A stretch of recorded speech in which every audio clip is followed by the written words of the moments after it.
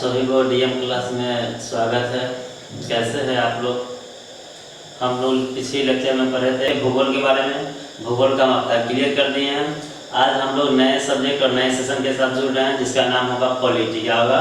Polity. ये class 10वीं कक्षा का है, 10वीं कक्षा बोर्ड एग्जाम का है और हम लोग पढ़ेंगे आज पॉलिटी के बारे में। पढ़ेंगे भाई मेरे पॉलिटी क्या होता है, पॉलिटी में हमें क्या क्या पढ़ना है, कौन सा चैप्टर पढ़ना है, स्टार्टिंग क्या है पॉलिटी, शुरुआत से जीरो लेवल पढ़ेंगे ना। ये हमारे कोचिंग है, कोचिंग का नाम है डीएम क्लासेस बाय निशान सर होगा। इसका ना आपको इस वीडियो के जब वीडियो डालेंगे ना अपलोड करेंगे उसके नीचे ना आप पिन अप कर देंगे। एक दो लड़के का देख रहे थे कमेंट आया था कि सर जी आप जो पढ़ा रहे हैं ठीक है लेकिन उसका पीडीएफ कहाँ मिलेगा।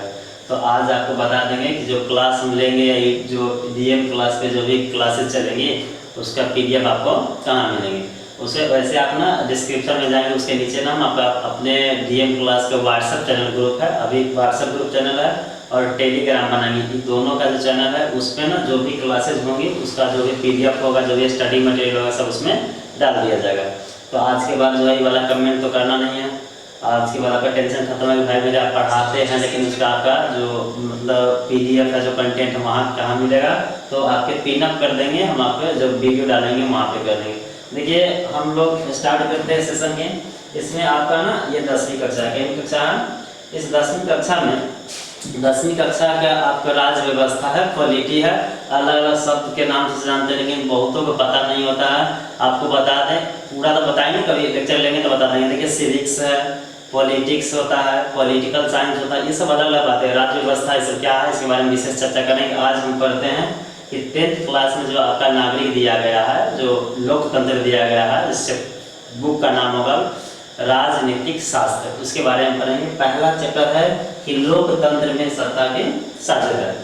भाई मेरे अपने भारत जो है, भारत हम भारतवासी है और भारत में एक संविधान है। क्या संविधान है? और उसके साथ साथ हम कई बार बचपन में पढ़े हुए हैं, पिछली कक्षा में कई अध्याय में पढ़े होंगे, 9 में पढ़े होंगे, 8 में पढ़े होंगे कि भारत एक लोकतांत्रिक देश है। तो हमें लगता है कि आप लोकतंत्र से परिचित है, लेकिन लोकतंत्र से जितना आपको बताया गया है 8 क्लास हो, 7 क्लास हो, 6 क्लास में उतना ही काफ़ी नहीं है। बहुत देखिए स्टैंडर्ड क्लासेस क्या होते हैं, 7वां 8वां 9वां, बहुत सारी बातें सेम है लेकिन ना आपको लेवल थोड़ा बढ़ा कर पढ़ना पड़ता है। तो हम लोग भली भांति लोकतंत्र के बारे में जानते हैं लेकिन उतना आप नहीं जानते जितना आपको 8वां 9वां में बताया जाता।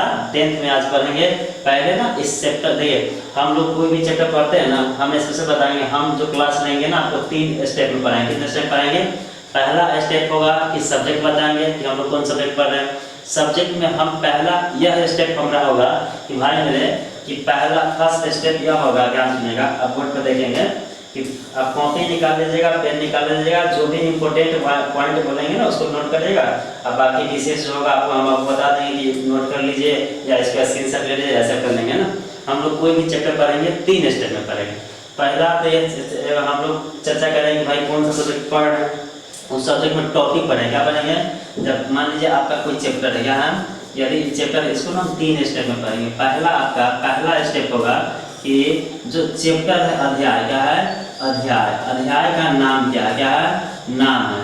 दूसरा स्टेप मेरा होगा, दूसरा स्टेप की यदि बात करेंगे तो उस अध्याय के नाम जो है ना उस नाम को हम पढ़ेंगे कि भाई मेरे देखिए कोई भी चैप्टर आप पढ़ते हैं ना जिसमें नामाकरण होता है ना उसी में लगभग आपको बता देना 40 से 50%, 40 से 45 समझिए ना, उतना परसेंट ना उस नाम में ही सम्मिलित होता है। जैसे यहाँ इस चैप्टर के नाम में है कि लोकतंत्र क्या है, लोकतंत्र में सत्ता की साझेदारी। आप यदि इस टॉपिक को समझते हैं तो आपको ना जब हम क्लासेस लेंगे उसमें बहुत सारी बातें आपको समझ में आएगा। इसलिए कि बहुत सारा बात जो है ना कि अलग अलग जो टर्म होता है ना उसको यदि आप समझ लेते हैं ना तो इस चैप्टर में हम इसके बारे में जब चर्चा करेंगे ना तो आपको समझ आएगा कि अच्छा हम पिछली बार हम लोकतंत्र के बारे में नाम सुने हैं, अच्छा साझेदारी क्या होता है। बहुत सारे टीचर को देखकर डायरेक्ट जो है ना चैप्टर चालू करता है, ऐसा नहीं होता।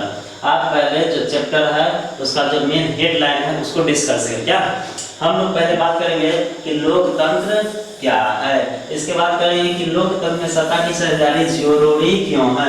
भाई मेरे लोकतंत्र समझ रहे हैं लेकिन सत्ता की साझेदारी जरूरी क्यों है, इसके बारे में क्या करेंगे आज पढ़ेंगे। कॉपी निकाल लीजिएगा, साथ साथ हम लोग चलेंगे, साथ साथ पढ़ेंगे। कॉपी निकालिएगा, आप लिखिएगा, कॉपी निकालिएगा, आप लिखिएगा कि पहले लोकतंत्र क्या होता है।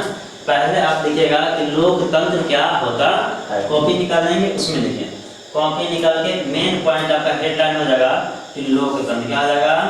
लोकतंत्र। क्या हो जाएगा? लोकतंत्र। ये देखिए, यह लोकतंत्र जो है, ध्यान सुनिएगा, यदि हम लोकतंत्र की बात करें, किसी बात करें, यदि हम लोकतंत्र की बात करते हैं, किसी बात करते हैं, तो लोकतंत्र के बाद में आप कॉपी निकालेंगे, साथ साथ हम लोग लिखते चलेंगे। पहला आपका पॉइंट हो जाएगा, यह जो है, यह एक शासन प्रणाली लिखेंगे। यह एक शासन प्रणाली का तंत्र है। क्या है? शासन प्रणाली का एक तंत्र है, जिसमें लिखिएगा, साथ ही साथ लिखेंगे, जिसमें शासकों, क्या? शासकों अर्थात हम कह सकते हैं कि सरकार का, किसका? सरकार का, है ना, सरकार का चुनाव होती है। क्या होती है? चुनाव होती है। देखिए, चुनाव होती है, बहुत सारे शासन करने की बहुत सारी प्रणाली है। जैसे आप पढ़े होंगे, राजतंत्र पढ़े होंगे, उसके साथ आप सैनिक पढ़े होंगे, तानाशाही पढ़े होंगे, उसमें शासकों का चुनाव नहीं होता। ये लोकतंत्र है, लोकतंत्र में सरकारें चुनी जाती है। भाई मेरे, जो चुनाव होती है, चुनाव का माध्यम क्या होता है? चुनाव का जो माध्यम होता है, जनता के द्वारा आता है। ध्यान से सुनेंगे, और इसमें ना 2 पॉइंट और लिखेंगे, फिर आपको बताएंगे। ये जो है लोकतंत्र है, इसे ना 2 वर्गों में बांटा है। कितने वर्गों में? इसे 2 जो है ना 2 वर्गों में बांटा है। कितने वर्गों में? 2 वर्गों में विभाजित करते हैं। पहला आप लिखेंगे प्रत्यक्ष लोकतंत्र। क्या लिखेंगे? प्रत्यक्ष, है ना, प्रत्यक्ष लोकतंत्र। पहला आपका हो जाएगा प्रत्यक्ष लोकतंत्र। दूसरा आपका हो जाएगा अप्रत्यक्ष। क्या हो जाएगा? आप दूसरा लिखेंगे कि अप्रत्यक्ष, है ना, अप्रत्यक्ष लोकतंत्र। आप समझते हैं कि प्रत्यक्ष लोकतंत्र क्या होता है और अप्रत्यक्ष लोकतंत्र क्या होता है। ध्यान से सुनिएगा, और साथ ही साथ क्या करेंगे? लिखते चलेंगे। इतना तो समझ में आ गया कि लोकतंत्र एक शासन प्रणाली का तंत्र है। समझ में आ गया, जिसमें शासकों अर्थात सरकार का क्या होता है? चुनाव होता है। आप ध्यान सुनिए, चुनाव होता है, इसी बात में होता है। 2 वर्ग है। यदि ध्यान सुनिए, यदि सरकार की, क्या? यदि सरकार का चुनाव, क्या? यदि सरकार का चुनाव डायरेक्ट, सीधा व सीधा कह सकते हैं, सीधा जनता के माध्यम से। किसके माध्यम से? जनता के माध्यम से। किसके माध्यम से? जनता के माध्यम से होती है। क्या होती है? चुनाव होती है ना। तो उसे लोकतंत्र का प्रत्यक्ष रूप कहेंगे। क्या कहेंगे? उसे लोकतंत्र का, लिखिएगा कि लोकतंत्र का प्रत्यक्ष रूप कहेंगे। या कहते हैं। अब आपको बता दें तो कहिएगा सर जी इसका उदाहरण बता दीजिए। उदाहरण भी बता देंगे हम, साथ ही साथ चलेंगे। देखिए, हमारे यहाँ प्रत्यक्ष लोकतंत्र भारत में नहीं है। भारत में लोकतंत्र है, लेकिन लोकतंत्र में कौन है? अप्रत्यक्ष है। क्या है? भारत में लोकतंत्र है, लेकिन लोकतंत्र 2 वर्गों में है। एक है प्रत्यक्ष है, दूसरा है अप्रत्यक्ष है। तो भारत जो है, भारत में अप्रत्यक्ष है। हम आपको बताते हैं, फिर समझेंगे, फिर आगे बढ़ेंगे। देखिए, हम आपको बताया ना कि भाई मेरे लोकतंत्र का 2 रूप देखने को मिलता है। पहला रूप है प्रत्यक्ष लोकतंत्र, दूसरा रूप है अप्रत्यक्ष। यदि हम प्रत्यक्ष की बात करें, किसी बात करेंगे प्रत्यक्ष की, तो इसमें ना स्विट्जरलैंड हो जाएगा। क्या हो जाएगा? स्विट्जरलैंड। क्या हो जाएगा? स्विट्जरलैंड। क्या हो जाएगा? इसमें स्विट्जरलैंड हो जाएगा। यदि हम बात करते हैं भारत का, किसका बात करते हैं? यदि हम अप्रत्यक्ष लोकतंत्र की बात करेंगे तो लिखिएगा, क्या करेंगे? उसमें लिखिएगा कि यदि हम इसकी बात करेंगे तो लिखिएगा यदि सरकार का चुनाव। किसका चुनाव? यदि सरकार का चुनाव जनप्रतिनिधि के माध्यम से। किसके? सीधा व सीधा जनता नहीं चुन रही है। अप्रत्यक्ष लोकतंत्र में जो सरकार का चुनाव होता है वह जनप्रतिनिधि से होता है। किसे? जनप्रतिनिधि, है ना, जनप्रतिनिधि निधि के माध्यम से, जनप्रतिनिधियों के माध्यम से होता है।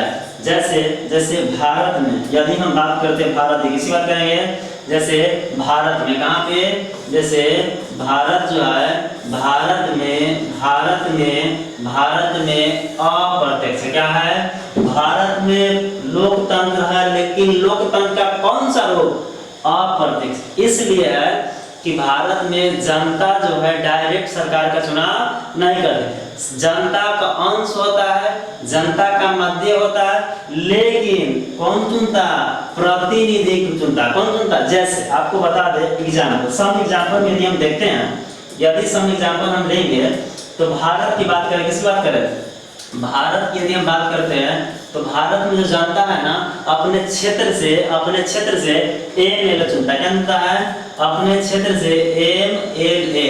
आप सुने होंगे, अपने क्षेत्र से एमपी चुनता है। कौन चुनता है, भाई मेरे जो एमएलए है, जो एमपी है, इसके माध्यम से सरकार चुनी जाती है। क्या चुनी जाती है, सरकार बनती है। कुल मिलाकर आपको समझा दे कि हम लोग एमएलए एमपी को वोट देते हैं। यह एमएलए यह एमपी किसी खास पार्टी से होता है, जिस पार्टी की बहुमत ज्यादा होती है उनकी सरकारें बनती है, लेकिन सरकार में डायरेक्ट योगदान मेरा नहीं होता। हम योगदान देते हैं जनप्रतिनिधि में, और जनप्रतिनिधि सरकार को क्या करती है, चुनती है। वही प्रत्यक्ष लोकतंत्र में जनता सीधा व सीधा अपने सरकार का क्या करती है, चुनाव करती है।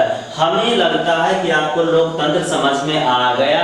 भारत में लोकतंत्र है। अब बात करेंगे कि सत्ता में साझेदारी। इतना तो समझ में आ गया। इसमें दो की पॉइंट, क्या करेंगे, की पॉइंट आप लिखिए, आप कॉपी निकालेंगे, ये सब भी लिखना है, लेकिन दो पॉइंट जो इंपॉर्टेंट है उसके बारे में लिखिएगा कि लोकतंत्र में, लिखिएगा स्टार्ट करके कि लोकतंत्र जो है, लोकतंत्र में सर्वोपरि का, यदि हम लोकतंत्र की बात करेंगे तो कहिएगा कि लोकतंत्र में जो जनता है, क्या है, जनता शासन का केंद्र बिंदु होते हैं। क्या होते हैं, केंद्र बिंदु होते हैं। आपसे क्वेश्चन पूछा जाता है, आप किताब जब बनाएंगे ना तो उसमें पूछेगा कि बताइए निम्न में से लोकतंत्र में शासन का केंद्र बिंदु किसे कहा गया, तो जनता को कहा गया है। समझ में आ गया। आइए एक और की पॉइंट लिखेंगे कि भाई मेरे सबसे बेस्ट परिभाषा और सबसे छोटा परिभाषा लोकतंत्र का, जो सबसे बेस्ट और सबसे छोटा परिभाषा दिया था अब्राहम लिंकन दिए थे। क्या थे, अब्राहम लिंकन दिए थे। आप लिख लीजिएगा कि सबसे अच्छा लोकतंत्र का यदि परिभाषा की बात करें, यदि सबसे छोटी परिभाषा की बात करें तो अब्राहम लिंकन जी के द्वारा दिया गया था। अब्राहम लिंकन जी आपके पूर्व राष्ट्रपति रहे हैं, वो भी अमेरिका के रहे। कहाँ रहे हैं, अमेरिका के।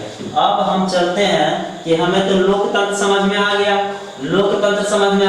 अब हम समझेंगे कि लोकतंत्र में जो है सत्ता की साझेदारी है। एक और बात समझेंगे कि ये जो लोकतंत्र, सीधे समझिए कि लोकतंत्र में चुनाव होता है। क्या होता है, चुनाव होता है, लेकिन चुनाव का माध्यम अलग होता है।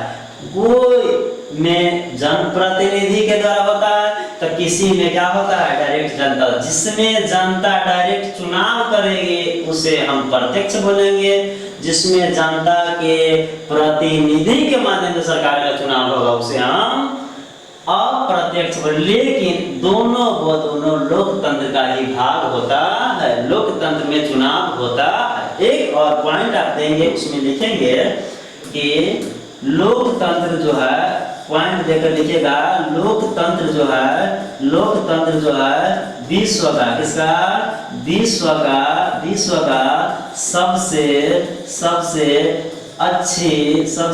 अच्छी शासन प्रणाली मानी जाती है। क्या की जाती है, शासन प्रणाली मानी जाती है, प्रणाली मानी जाती है। जैसे नहीं बोलते आदमी बहुत अच्छा, क्या बोलते हैं, आदमी बहुत अच्छा, लेकिन उससे भी अच्छा है भाई मेरे लोकतंत्र एक शासन प्रणाली तंत्र, लेकिन शासन प्रणाली की तंत्र बहुत सारा है, लेकिन उन सबों में सबसे बेस्ट की बात करेंगे तो क्या है, भारत में जो है लोकतंत्र है और लोकतंत्र ही है दुनिया का सबसे बेस्ट शासन प्रणाली। हमें लगता है कि जो भी लेक्चर इसमें हम दिए फर्स्ट पीपीटी में आपको समझ आया होगा। आगे चलते हैं ना।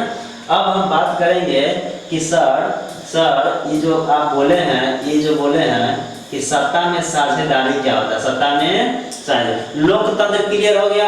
अब हम समझेंगे कि सत्ता में साझेदारी क्या होता है। देखिए चलिए, कह रहा है कि शासन की शक्ति, जो शासन की शक्ति है अर्थात पावर जो है, एक व्यक्ति या एक दल या एक संस्था के हाथों में केंद्रित न रखकर विभिन्न व्यक्तियों, विभिन्न समुदाय, समूह, संस्थाओं या सरकारों के अलग अलग अंगों के बीच बांटना ही सत्ता में क्या कहलाती है, साझेदारी। हमें लगता है आपको दूसरी परिभाषा से और स्पष्ट हो जाएगा कि सच में लोकतंत्र में सत्ता की साझेदारी क्यों आवश्यक है। आप ही के बीच देखिएगा कोई व्यक्ति होगा जो अच्छा होगा, लेकिन किसी कारणवश ना वो जो थोड़ा सा गड़बड़ स्थिति में होगा तो आप सोचेंगे कि वो आदमी अच्छा है, लेकिन उसको अच्छा करने की आवश्यकता है। लेकिन ऐसी है, लोकतंत्र सबसे बेस्ट है, लेकिन उसमें और भी अच्छा करने की जरूरत क्या है। जैसे कह रहा है कि सत्ता में साझेदारी यदि हम कर लेते हैं सबसे बेस्ट इसलिए हो जाएगा कि जिस व्यवस्था में देश के अलग अलग लोग, देश के क्या अलग अलग लोग, आप लिखेंगे इसको, और देश के अलग अलग जो राज्य और देश में जो अलग अलग जातियां हैं, अलग अलग धर्म है, अलग अलग भाषा है, तथा महिला और पुरुष, इन सबों को शासन में भाग लेने की अवसर मिलता है। क्या मिलता है? तो बताइए लोकतंत्र में सत्ता की साझेदारी अच्छा है कि नहीं है। लोकतंत्र में सत्ता की साझेदारी इसलिए अच्छा है कि भाई मेरे लोकतंत्र जहाँ है वहाँ सत्ता की साझेदारी आवश्यक है। सत्ता की साझेदारी में आवश्यक क्या है कि जो भी लोग हो, कोई भी धर्म हो, कोई भी जाति हो, कोई भी समुदाय हो, महिला हो, पुरुष हो, ट्रांसजेंडर हो, कोई फर्क नहीं पड़ता है, वो सब जो है शासन में, देश के शासन चलेगा उसमें अपनी भागीदारी निभा सकता है या उनको अवसर मिलता है। क्या मिलता है? अवसर। जैसे बहुत सारा शासन प्रणाली है जिसमें अलग अलग व्यक्ति को अवसर नहीं मिलता। कौन शासन प्रणाली जिसमें महिला को नहीं मिलता है, किसी में पुरुष जो है जिसमें ना जिसे वंशानुगत है उसमें अलग व्यक्ति मिल रहा है। भाई मेरे यदि राजतंत्र की हम बात करेंगे तो राजतंत्र में केवल व केवल वंशानुगत चलता है। यदि कोई राजा बन गया तो उसी का बेटा बनेगा, पोता बनेगा, नाती बनेगा। क्या विभिन्न समुदाय के व्यक्ति के मौका मिल रहा है? नहीं मिल रहा है। इसलिए सत्ता में साझेदारी नहीं होगा। सत्ता में साझेदारी संभव कहाँ है?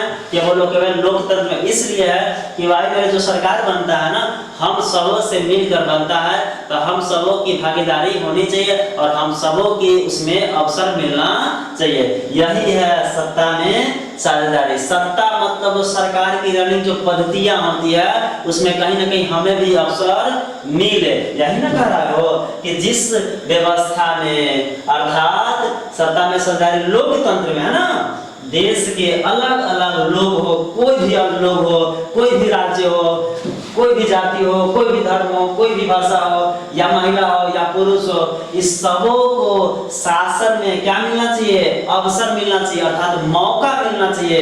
यही है सत्ता में साझेदारी। यही है सत्ता में क्या? साझेदारी। तो बताइए कि लोकतंत्र में सत्ता की साझेदारी सही है कि गलत है? सही इसलिए है कि कोई भी जाति हो, कोई भी धर्म हो, कोई भी भाषा हो, कोई भी लोग हो, महिला हो, पुरुष हो, सब सरकार जो शासन की प्रणाली होती है उसमें मौका मिलता है कि भाई हम भी आगे बढ़े। लेकिन बहुत सारा शासन प्रणाली ऐसा है जिसमें मौके नहीं मिलता। वंशानुगत देख लीजिए, सैनिक शासन देख लीजिए, उसमें सबको मौका नहीं मिलता। लेकिन सबसे दुनिया का बेस्ट शासन इसीलिए इसको कहा गया कि ऐसी शासन व्यवस्था जिसमें सब व्यक्ति का मौका मिलता है। कोई भी जाति, धर्म, लिंग, महिला, पुरुष, अलग भाषा, अलग राज्य, कोई मतलब नहीं बनता। यही आपका सत्ता में साझेदारी। लेकिन इस चैप्टर को हम पढ़ेंगे जो कह रहे हैं इसमें दो घटना हुई है जो कहीं ना कहीं यह दर्शाता है कि भारत में सत्ता की साझेदारी नहीं है। इसलिए नहीं है कि दो घटना ऐसे हुआ है ना जो सीधे डायरेक्ट दर्शाता है कि भाई मेरे यहाँ लोकतंत्र सही रूप से नहीं है। इस घटना को हम पढ़ेंगे और इस घटना को बताएंगे तो आप सच में यह पाएंगे कि सर आप जो लोकतंत्र बताए क्या लोकतंत्र सच में ऐसा है? नहीं है। अब घटना पढ़ते फिर आपको समझ आएगा कि सर आप जो बताए हैं क्या भाषा है, जो परिभाषा है, क्या उस पर खरा उतरा है? नहीं। देखिए कोई भी चैप्टर आपको पहले बताएं कि कोई भी चैप्टर पढ़ेंगे तो हम 3 स्टेप में पढ़ेंगे। कितने स्टेप पढ़ेंगे? 3 स्टेप में पढ़ेंगे। पहला स्टेप वही होगा कि हम आपको हेडलाइन समझा देंगे, जो कि हम आपको हेडलाइन समझा चुके हैं कि भाई मेरे आपका चैप्टर का नाम है लोकतंत्र में सत्ता की साझेदारी। लोकतंत्र बता दिए, सत्ता में साझेदारी बता दिए। अब हम समझेंगे कि इस चैप्टर में हमें पढ़ना क्या है, मतलब हेडलाइन समझा दिए। अब पढ़ेंगे कि चैप्टर में मुख्य बिंदु क्या है। चैप्टर जो है, इस चैप्टर में जो हम पढ़ेंगे इसका परिचय क्या है।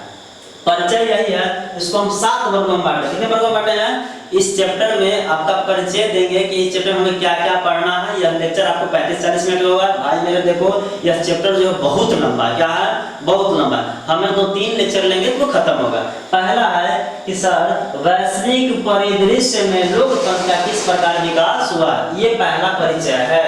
दूसरा परिचय की बात करेंगे, कह रहा कि सामाजिक विषमता के कारण द्वंद्ववाद। सामाजिक विषमता के कारण द्वंद्ववाद क्या होता है, इसको भी बेहतर ढंग से समझेंगे, है ना। हमें लगता है कि सत्ता में समझे लोग बेहतर समझे, हर एक पॉइंट को जो है हम लोग बेहतर से बेहतर समझेंगे। आपको कोई कमी लगेगा तो वीडियो में आप कमेंट करेंगे सर यहाँ पे पॉइंट हमें समझ नहीं आया, हम अगली लेक्चर लेंगे उसमें थोड़ा सा 2 मिनट स्किप करके आपको डिस्कस कर देंगे।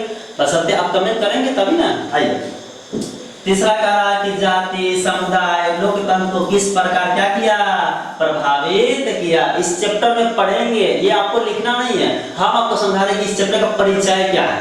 जैसे 4 है, क्या है? लिंग भेद के आधार पर लोकतांत्रिक व्यवहार किस प्रकार परिवर्तित होते हैं। जैसे लिंग के आधार पर महिला हो पुरुष हो उसके आधार पर हम लोग जज कर लेते हैं, इसके बारे में बताया गया है। 5वां कहा किस प्रकार लोकतंत्र सामाजिक विषमताओं के सामान्य समाधान देने की कोशिश करता था। कह रहा है कि भाई मेरे जो लोकतंत्र है उसमें किस प्रकार समाज के सभी वर्गों को समान व्यवहार समान अधिकार देने का बात करता है, या कोशिश करता है या प्रयास करता है ना।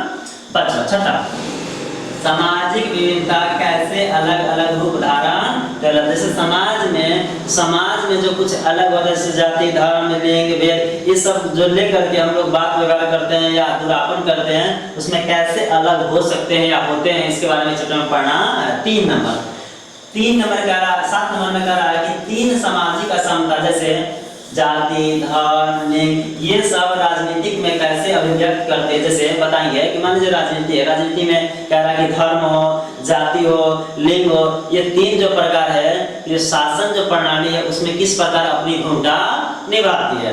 कभी सुने होगा ये हम महिला रहे तो जीत गए, कभी सुने होगा वो बहुत पावरफुल था, कभी सुने वो बहुत मतलब हाई कैटेगरी का था, फॉरवर्ड था। ये सब बारे में पढ़ेंगे क्या है नहीं, इसको क्या अभिव्यक्त होता है। आइए अब हम आपको बता दें कि आपको परिचय बता दिए कि हमें क्या क्या पढ़ना है। अब हमें जो मेन पॉइंट होगा, पहला जो आपका पॉइंट होगा कि लोकतंत्र में द्वंद्व। आपको यह विश्वास दिला दें कि आप जब किताब निकालेंगे एक पॉइंट आपके जो किताब में है वही हम दिए। पहला आपका परिचय है, हम आपको परिचय दे दिए।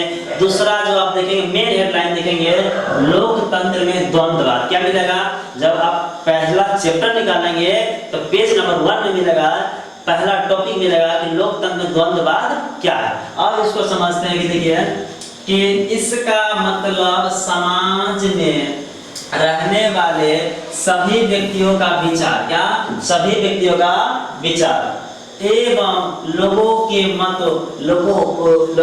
मतों के बीच की एक उचित निर्णय, क्या है उचित निर्णय से। इसका मतलब यह होगा कि द्वंद्ववाद का मतलब यह होता है कि आप जो समाज में रह रहे हैं, क्या कर रहे हैं आप समाज में रह रहे हैं, आपकी भावना बगल की समाज की भावना, इन सबों की भावनाओं की जो समझ होती है उनको बहस के द्वारा आपस में बैठ करके उस पर सर्वसम्मति लिया जाए, आपकी भावना क्या है मेरी भावना क्या है, तब जाकर के फाइनल डिसीजन लिया जाए। यही बात इसमें कह रहा है ना, कह रहा इससे ना बेहतर समाज होगा। क्या होगा समाज होगा एवं लोकतंत्र का विकास होता है। मान लीजिए कि लोकतंत्र द्वंद्ववाद नहीं होगा, गड़बड़ है। द्वंद्ववाद होना चाहिए इस प्रकार कि यदि किसी व्यक्ति कोई अलग समस्या कोई अलग समस्या, तो सब आदमी बैठ करके शासनिक प्रणाली में बैठ करके उसे समाधान की आवश्यकता। इससे क्या होता है कि लोकतंत्र आगे बढ़ेगा और बेहतर समाज की कल्याण हो सकती है, संभव होगी। इसे बेहतर समझने के लिए हमें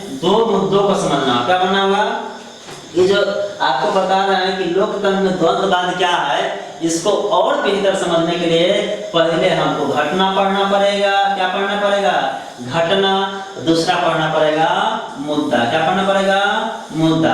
आपको बता दे कि जो अब लोकतंत्र में द्वंद्ववाद देख रहे हैं, इसको एक घटना के माध्यम से क्या करेंगे, हम समझेंगे। और घटना के माध्यम से आपको समझ आ रहा है कि सच में सही में लोकतंत्र सत्ता में सरदारी और लोकतंत्र में द्वंद्ववाद का मैटर क्या उल्टा पुल्टा चल रहा है। पहले आप घटना समझेंगे और इसके बाद आपको मुद्दा समझाएंगे, है ना। ओके, आगे देखिए अगली स्लाइड की यदि हम बात करते हैं तो आप देखिए यह भारत का मानचित्र है। किसका मानचित्र है? भारत का मानचित्र नजर आ रहा होगा। लाइट का सब फेस थोड़ा से डाउन हो गया। आइए आप बोर्ड पर देखेंगे, यहाँ पे हैदराबाद है, ध्यान सुनिए।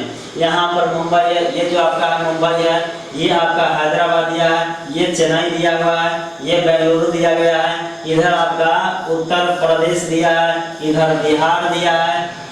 अब आपको बता दे कि ये जो हम पढ़ रहे द्वंद्ववाद, यह घटना पर आधारित है। आप किताब में दिया गया एक एक पॉइंट आप नोट कर चलिएगा, ठीक है। देखिए बात ऐसा था ना, बात ऐसा था कि पहले के समय में जो बॉम्बे मुंबई के नाम सुने होइएगा, वह जो पहली बात आप पॉइंट लिख लीजिए कि मुंबई जो है भारत की वित्तीय राजधानी है। दूसरी बात, बड़ी मात्रा में एक समय था, ध्यान से सुनिएगा, बड़ी मात्रा में जो है बिहार से जो लोग हैं ना, ध्यान सुनिएगा, ये उत्तर प्रदेश से और बिहार से। कहां से? ये उत्तर प्रदेश से और बिहार से सब आदमी कहाँ आया? मुंबई आया। कहाँ आया? मुंबई। ध्यान सुनते जाइएगा, हम आपको एक एक पॉइंट दिखा देंगे। कहाँ आया? बिहार से और उत्तर प्रदेश से। कहाँ आया? मुंबई आया। मुंबई क्या करने आया? मुंबई काम करने। क्या आया? काम करने। क्या करने? काम करने।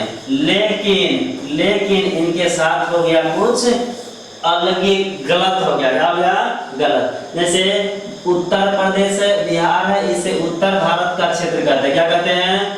उत्तर भारत का क्षेत्र बोलेंगे। क्या बोलेंगे? उत्तर भारत का क्षेत्र बोलेंगे। एक समय था, आपको बता दें यह घटना है कि बिहार और उत्तर प्रदेश के लोग मुंबई आया काम करने, काम की तलाश में। और सुनिए, जब काम की तलाश में आया ना, यह आपको पता होगा कि बहुत बड़ा विकसित शहर है। क्या है? विकसित शहर है। लेकिन मुंबई में दो चार ऐसे उपनगर है जो बहुत विख्यात है। क्या है? जैसे यहाँ पे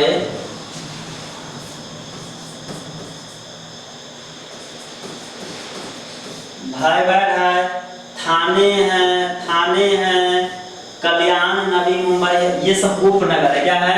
ये सब मुंबई का उपनगर। यहाँ पे बड़े बड़े कंपनियां हैं, यहाँ पर ये लोगों ने आया काम कर रहे।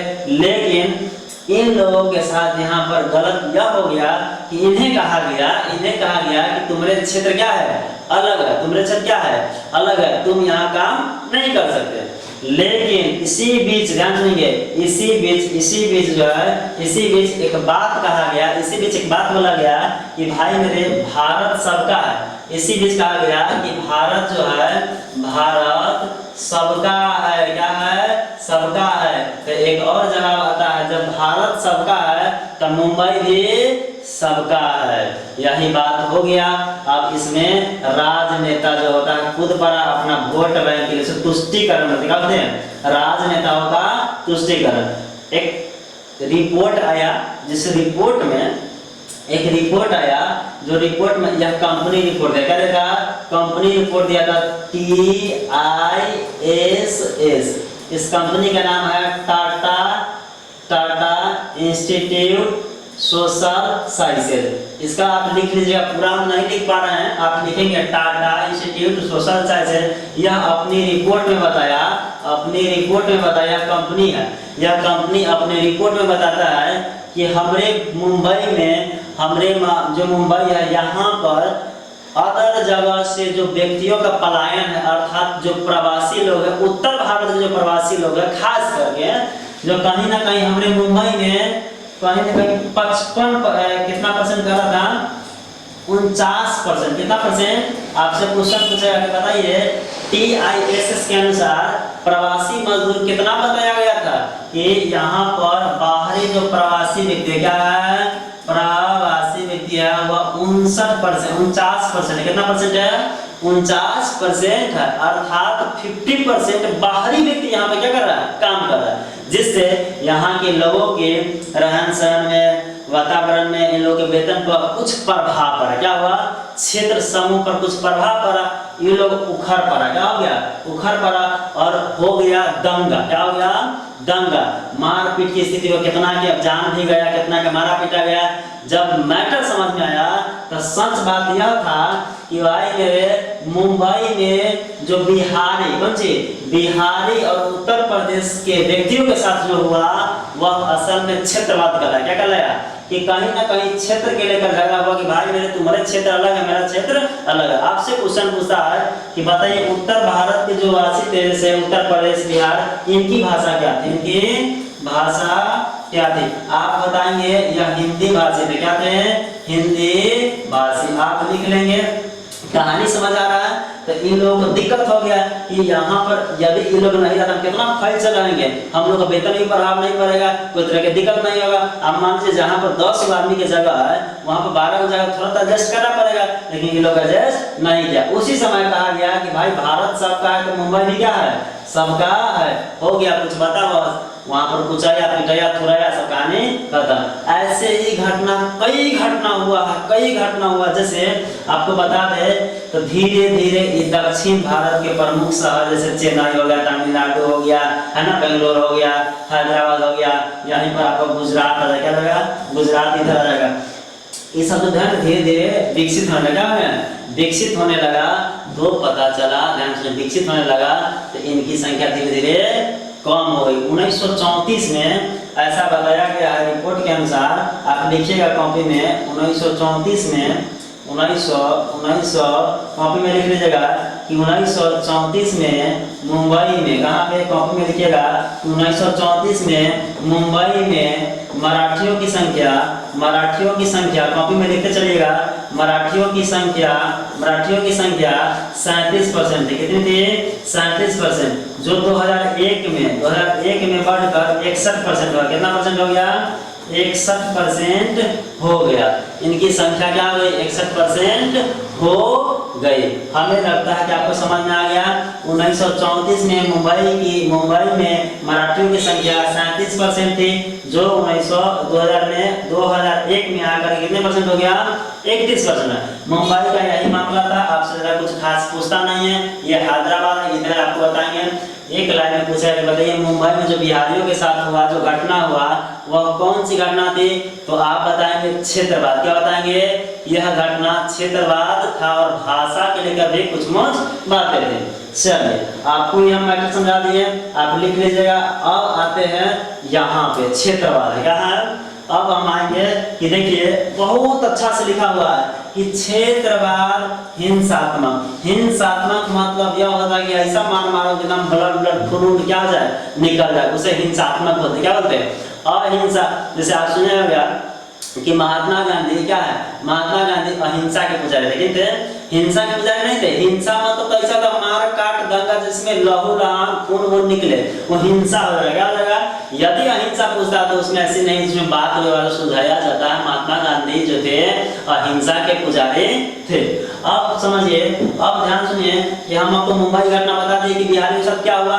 आइए, एक ही घटना नहीं है सर, ये तो मुंबई में बताइए दिए कि मुंबई में जो बिहारियों को थोड़ा गया। ध्यान सुनिए, ये जो उत्तर प्रदेश से व्यक्ति मुंबई आया और बिहार से जो मुंबई आया था, से जो कूटा था, वो कूटा तो था ना, जो मेन कारण था क्षेत्रवाद, कि आप मेरे क्षेत्र में आए, हमें बहुत तरह के दिक्कत होना शुरू हो गया, हम पे प्रभाव पड़ा, जो हमारा जो विकसित हो रहा था खुद का, वो हमारा क्या होने लगा, उसमें डाउन होने लगा। आइए अब आया मैसूर, क्या आया मैसूर। अगली घटना है असम, क्या है अगली घटना है, अब असम है और मैसूर है। बात ऐसा है कि असम और मैसूर, ध्यान सुनिएगा, एक समय था कि बिहार जो रेलवे है, क्या है रेलवे बोर्ड परीक्षा था, क्या था रेलवे बोर्ड परीक्षा में बिहार वासी, कौन वासी बिहार वासी जा रहे थे एग्जाम देने, कहाँ जा रहे थे एग्जाम देने। उस समय भी इनके द्वारा गलत व्यवहार किया गया। आप सोचिए, हम कुछ ही देर पहले बताया कि लोकतंत्र सत्ता की साझेदारी है, मतलब सब क्या है बराबर है, सबका भाग है। कोई भी व्यक्ति कहीं भी, भारतीय संविधान में लिखा गया है कि कोई भी व्यक्ति कोई भी भाषा के हो, कोई भी जाति को, कोई भी क्षेत्र के, कहीं भी भारत में किसी भी कोने में रहने की अनुमति संविधान देती है।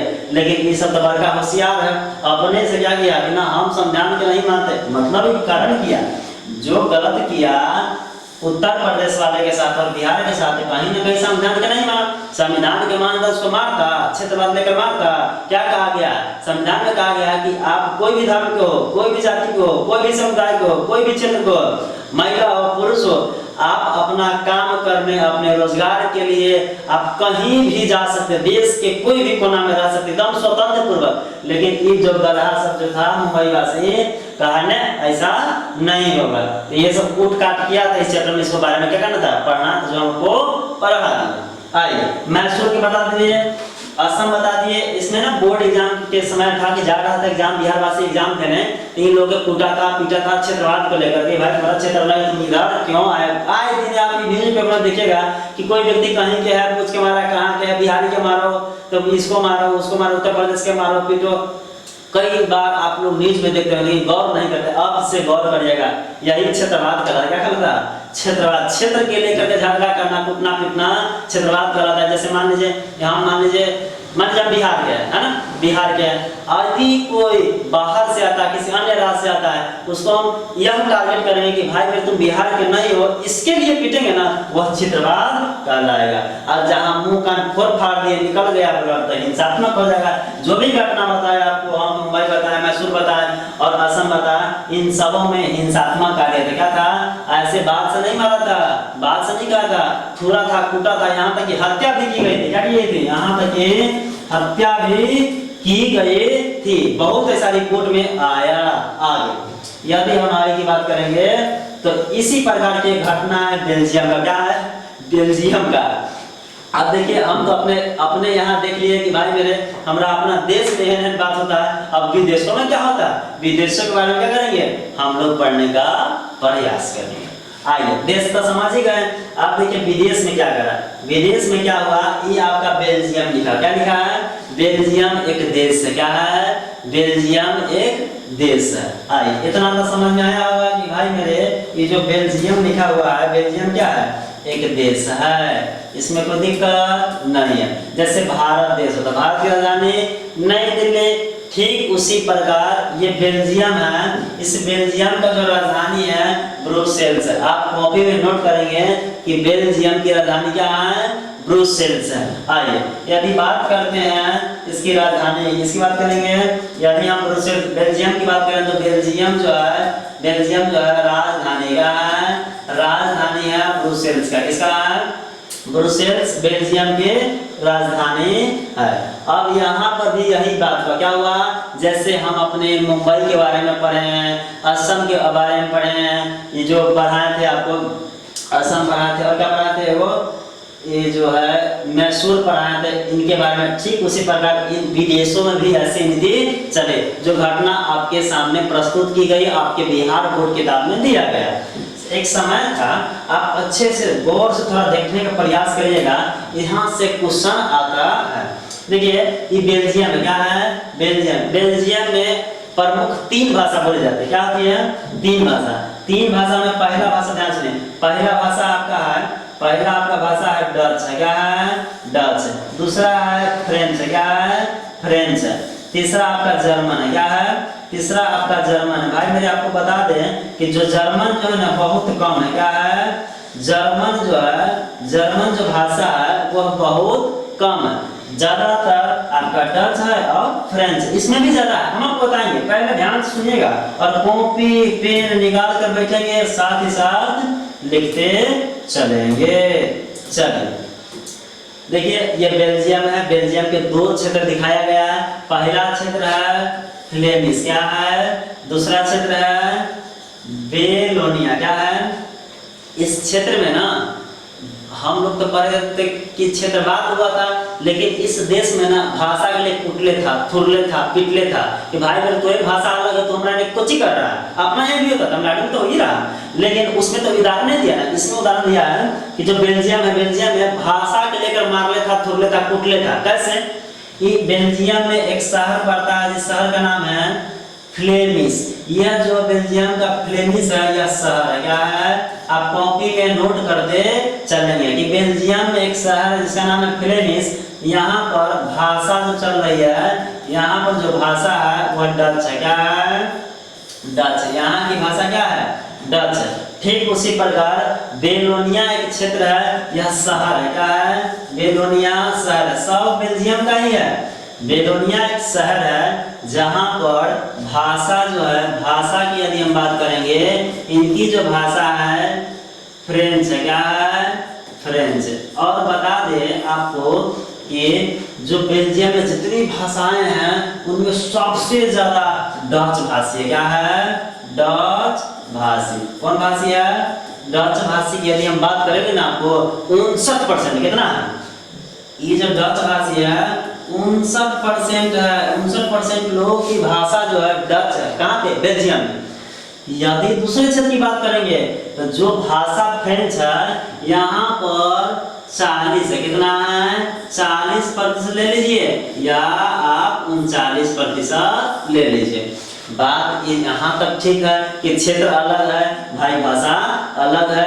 अब देखते हैं कि जो फ्लेमिश क्षेत्र है वहाँ पे तो 49 है, 59 है, और जो बेलोनिया क्षेत्र है वहाँ पर जो भाषा फ्रेंच है, लेकिन 40%। आपसे क्वेश्चन पूछता है कि बेल्जियम में बताइए सबसे ज्यादा भाषा कौन है, तो कहेंगे डच। किन क्षेत्र संबंधित है? तो फ्लेमिश शहर से संबंधित है। ऐसी क्वेश्चन पूछता है, आप नोट आउट करते चलेंगे।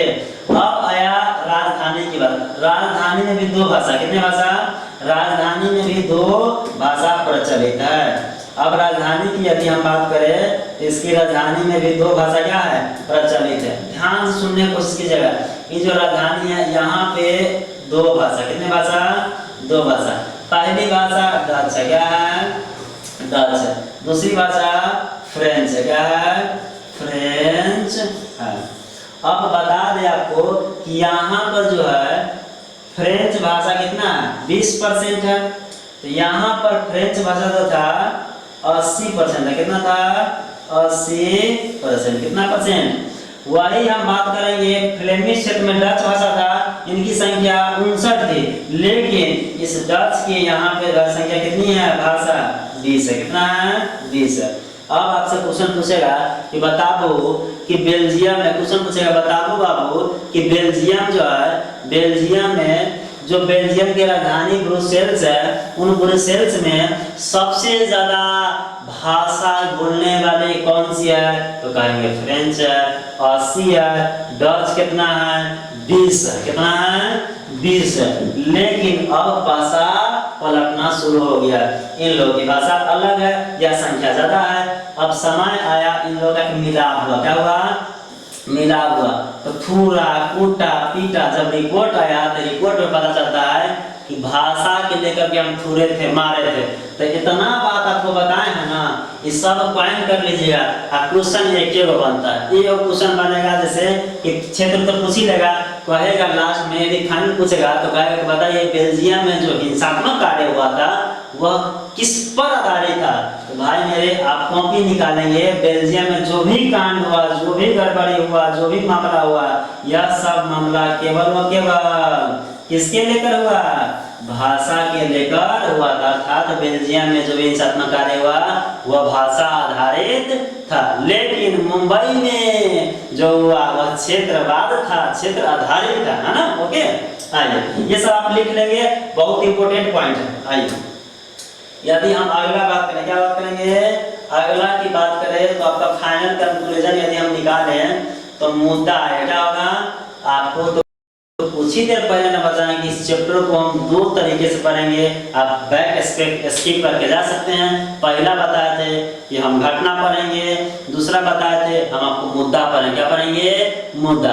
आपको बता चुके थे जिसमें हम घटना देश के भी पढ़ लिए और विदेश के भी घटना पढ़ लिए। अब हम पढ़ेंगे कि मुद्दा क्या होता है, इस चैप्टर में मुद्दा का क्या अहमियत दिया गया है। आइए, बस 5 से 10 मिनट क्लास है। ये है मुद्दा नंबर 1, कह रहा है कि भारत क्या है और संविधान। हम आपको पहले बता चुके हैं कि भाई मेरे हमारे भारतीय संविधान में यह कहा गया है कोई भी आदमी कहीं भी रह सकता है, कमा सकता है, ऐश-मौज कर सकता, कोई तरह का दिक्कत नहीं है। लेकिन इस पर उतरा नहीं। अब कैसे नहीं उतरा समझो। कह रहा है आप कॉपी निकालेंगे, लिखिएगा थोड़ा सा कम है ना, तो थोड़ा हम उसको ना आप कर देते, फिर आपको समझा देंगे। अब तो दिख रहा होगा हमें लगता है। आइए, अनुच्छेद 19 है भारतीय संविधान के अनुच्छेद, आप लिख लीजिए 3 को बात लिख लीजिए। भारतीय संविधान में 3 वर्ग है। पहला वर्ग जो है अनुच्छेद है। क्या है? अनुच्छेद है पहला। क्या है? दूसरा अनुसूची है। क्या है? अनुसूची है। तीसरा की बात करेंगे तो भाग है। क्या है? भाग है। आप कॉपी नोट करेंगे, उसमें लिखिएगा कि अनुच्छेद जो है 395 है। कितना है? अनुसूची 12 है। कितना है? अब भाग 22 है। कितना है? अर्थात 95, 12, 22। विशेष संविधान के बारे में कोई टॉपिक हम पढ़ाएंगे तो आपको बता देंगे बहुत सारा। यदि हम संविधान का आपको लेक्चर लेंगे ना, आपका संविधान का लेक्चर लेंगे, इंट्रोडक्शन सिर्फ लेंगे ना, तो हमको लगता है 2.5 घंटा सिर्फ इंट्रोडक्शन में जाएगा। आइए छोड़िए दीजिए 395, 12 भाग, ये सूची 12 है, भाग 22 छोड़ दीजिए। इंट्रोडक्शन सिर्फ बताएंगे कि संविधान किसे कहते हैं, संविधान क्या है, तब आपका 2.5 घंटा क्लास जाएगा। लेकिन 2.5 घंटा में तो हम कहाँ से कहाँ चले जाएंगे, आपको पढ़ना भी नहीं है। हालांकि बच्चा में पढ़ना था 8वां में, 7वां में, 9वां में, उसमें कुछ पढ़ना है। आप पढ़े नहीं पढ़े आप ही का ईमान जानेगा, कोई दिक्कत नहीं। जैसे हमें जरूरत पड़ेगा वैसे हम टॉपिक डिस्कस करते। जैसे यहाँ पे जरूरत पड़ा 3 बार का बता दिए कि अनुच्छेद 95, अनुसूची 12, भाग 22, कोई बात ना होता है। आइए, तब भारतीय संविधान के अनुच्छेद 19 में यह कहा गया है कि देश के किसी भी भाग में रहने का अधिकार है। अर्थात कोई भी आदमी हो, भारत के संविधान 19 में कहा गया है कि भाई मेरे कोई भी आदमी हो, वह भारत के यदि नागरिक है तो देश के किसी भी कोना में रह सकता है, आराम से मस्ती रह सकता है, मस्ती कर सकता है। दूसरी बात, कहीं भी जाने का अधिकार है, देश के कोने कोने में आपको जाने का अधिकार है। लेकिन इसमें तो उतरा नहीं। मुंबई वासी के पास गए थे ना, मार लेता, थुर लेता, देखने की आपको उदाहरण बताइए कि है, लेकिन इसमें मुंबई वासी उतरा नहीं। दूसरा, कोई भी व्यवसाय हो, व्यापार हो, बिजनेस आप कर सकते हैं। आप घूमने ही नहीं जा सकते हैं, घर भी बना सकते हैं, व्यवसाय भी कर सकते हैं, रह भी सकते हैं, कोई तरह की दिक्कत नहीं है। इसीलिए ना कहेंगे घटना पढ़ेंगे तो समझ में आपको आएगा। इस जो बात बता रहा है, क्या यदि इतना समझदारी मुंबई वासी का होता तो क्या मुंबई वासी जो है भारतीय और बिहारियों को, यूपी वालों को जो पीटा है, इतना दिमाग उसके पास होता है, पढ़ा होता तो क्या ऐसा करता? नहीं करता।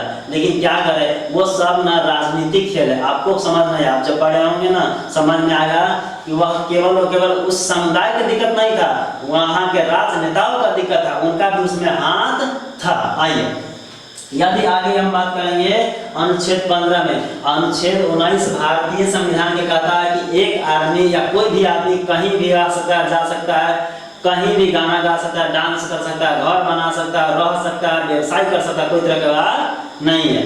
अब भारतीय संविधान 15 क्या कह रहा है?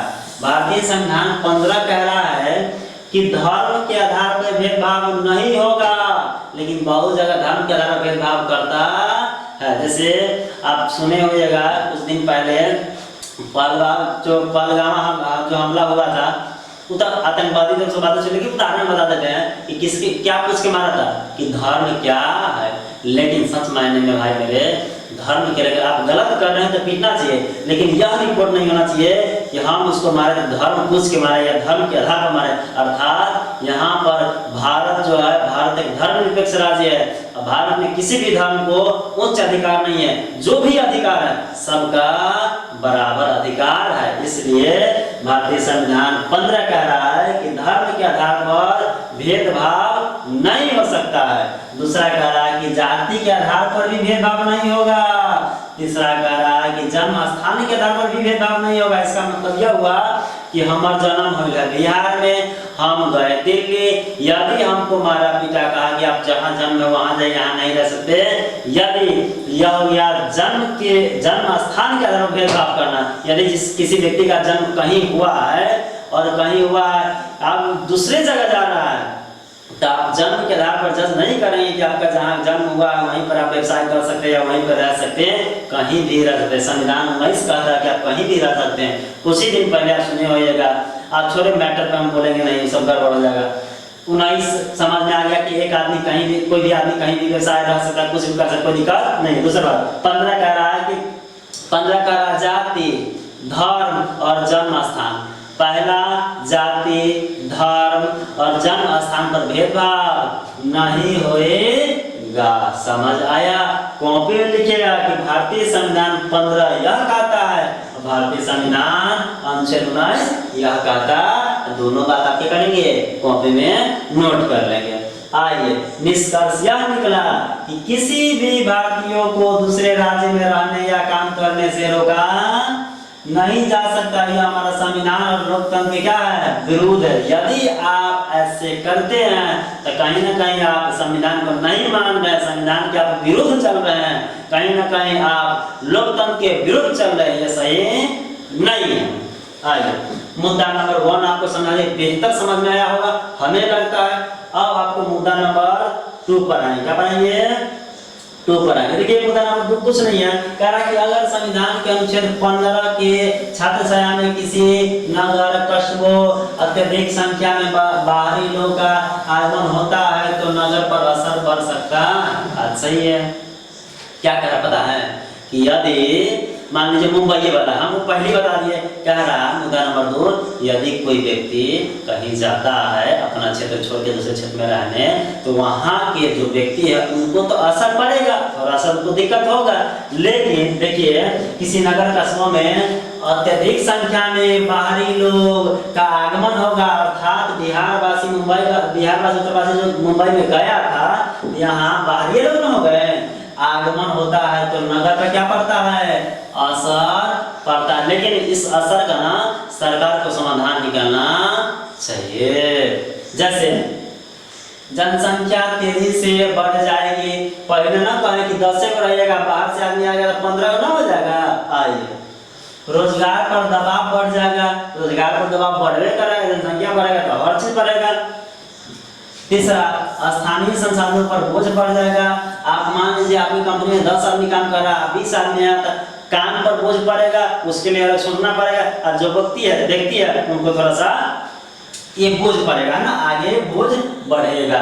अगला कह रहा है कि स्थानीय लोगों की भी क्या होंगी? समस्या बढ़ेगी। आपको बता दिए थे, मुद्दा नंबर ये क्यों कह रहा, मुद्दा नंबर कुछ नहीं कह रहा कि भाई मेरे जो 15 अनुच्छेद 15 भारतीय संविधान का, वह कह रहा है कि अगर कोई बाहरी व्यक्ति किसी क्षेत्र में जाता है तो अलग अलग समस्या उत्पन्न हो सकता।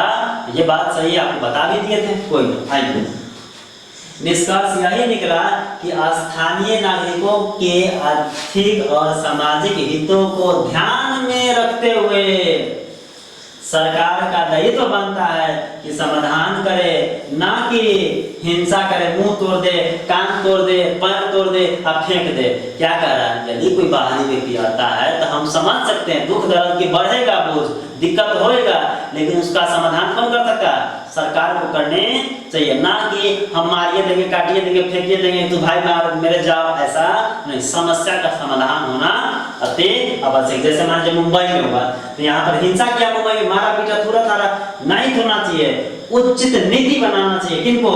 सरकार का दायित्व है कि भाई मेरे सरकार व्यवस्था करेगी कि बाहरी लोगों को क्या फैसिलिटी मिलना चाहिए।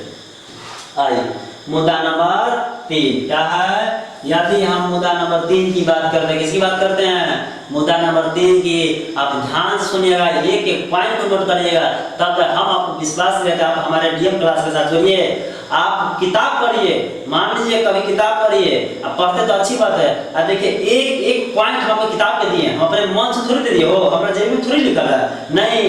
आपका जो सिलेबस है, आपका जो बुक है, हम उन्हीं को अच्छे बेहतर ढंग से समझाने का प्रयास कर रहे हैं। है। समझ आया? यदि सबको घर बैठे समझ में आता टीचर क्या जरूरत है, नहीं होता। समझा रहा है? यही बात है। मुद्दा नंबर 3 है, क्या है मुद्दा नंबर 3 में जाति है, नस्ल है, इन्हीं का चर्चा किया गया है। जैसे जाति का आधार सामाजिक, बहुत VVI क्वेश्चन है, एकदम VVI क्वेश्चन, टिक लगा लीजिए। आपसे क्वेश्चन पूछेगा कि जाति का आधार क्या हो सकता है, सामाजिक। क्या होगा, समाज। वही आपसे पूछेगा कि नस्ल का आधार क्या होगा, भाई मेरे नस्ल का आधार जैविक होगा। क्या होगा, जैविक। जैसे आपको समझा देंगे, आप पहले लिखिए तो सही कि जाति का आधार सामाजिक होता है, जबकि नस्ल का आधार जैविक अर्थात जीव शास्त्री। क्या लिखेंगे, अर्थात जीव शास्त्री। छोटा सा अक्षर है, माफ कीजिए, अगली बार से हम बड़े अक्षर में लिखेंगे। उसके दिख नहीं रहा हो, हम समस्या समझ लेंगे, बोल रहे हैं ना आप, शास्त्र करें लिख लेंगे। ऐसे लिखेंगे कि मुद्दा नंबर 3 में लिखेगा कि जाति का आधार सामाजिक होता है, जबकि नस्ल का आधार जीव शास्त्रीय या जैविक होता है। अगली बात करते हैं, तो जाति का आधार जीव शास्त्रीय नहीं होता, तो बताइए दिए हैं, कोई बात नहीं लिखे, हो गया खत्म। आइए तीसरा। अब तीसरा में क्या हुआ था, भाई मेरे, ये 1968 की कहानी। कब का है, 1968 की कहानी है। 1968 में मैक्सिको का नाम सुने होगा, ये अमेरिका में पड़ता है। कहाँ पड़ता है, अमेरिका में एक समारोह होने वाला था। उस समारोह का था नाम ओलंपिक समारोह। क्या था, ये जो मैक्सिको के नाम तो सुन रहे हैं ना, ये अमेरिका का शहर है।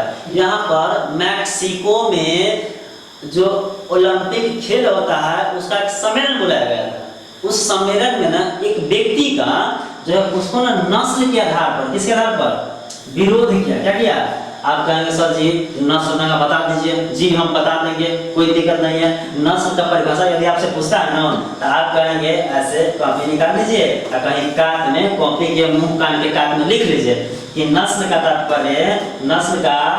तात्पर्य, तात्पर्य यह होता है उसकी रंग, उसकी रूप, उसकी क्या रंग, रूप, बाल, कान, बाल है ना, बाल, चेहरा इत्यादि। क्या इत्यादि में बदलाव, क्या बदलाव। यदि आपसे क्वेश्चन पूछता है कि नस्ल क्या होता है, तो कहेंगे रूप रेखा, आंख, बाल, नाक, जो आंख जो होता है, ये सब में बदलाव किसका आधार होता है, नस्ल का आधार होता है। समझ आया?